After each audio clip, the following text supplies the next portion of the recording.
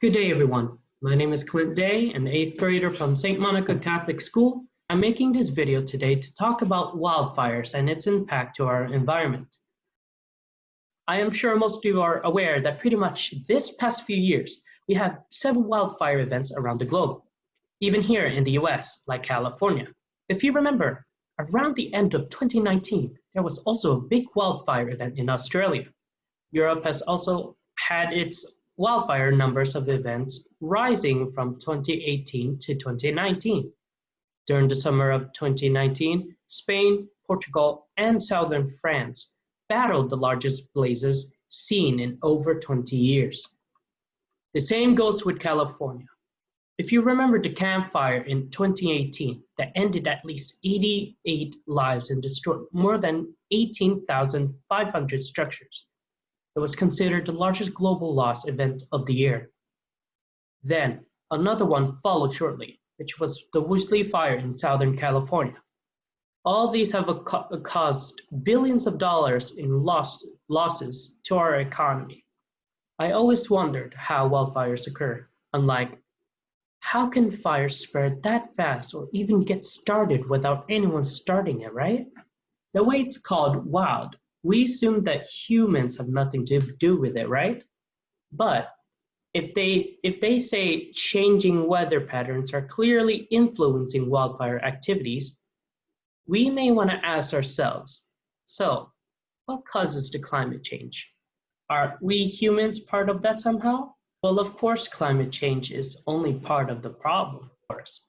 Let me show you this video from CBS covering the wildfire event in California.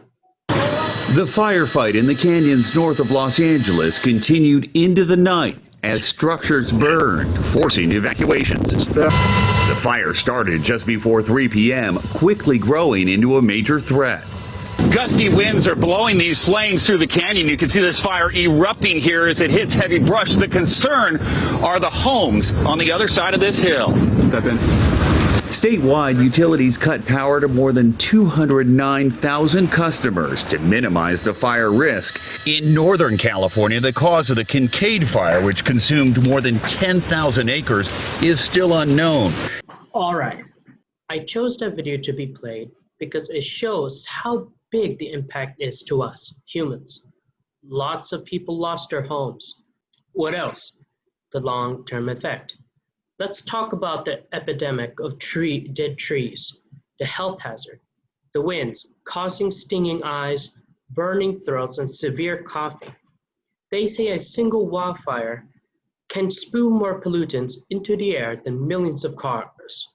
In other words, our quality of air deteriorates, and we got no more healthy trees to absorb carbon dioxide. What else? The erosion danger. Tree loss after fire fosters soil erosion. The runoff clogs waterways. Of course, unstable hills can threaten public safety with landslides and mudslides. What else? The lives lost. We lost a number of people, including those responding to the fires. Having said all that, I am sure there are many other effects I haven't mentioned. We clearly say wildfire indeed have a big long-term effects on us. Now, let's talk about the animals. Yes, they are affected too. Let me show you this video from NBC. Sadly, that leaves whole populations almost devoid of any members. It's going to be a really bigger problem as time goes by and when the fires are continuing and the wildlife continue to be decimated. The images are heartbreaking. Australia's iconic koalas and kangaroos fleeing the flames.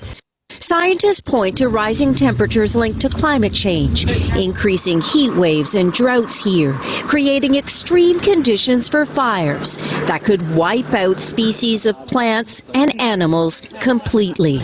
You see, animals like us suffer too. Now, do we think there is something we could do to prevent all these losses?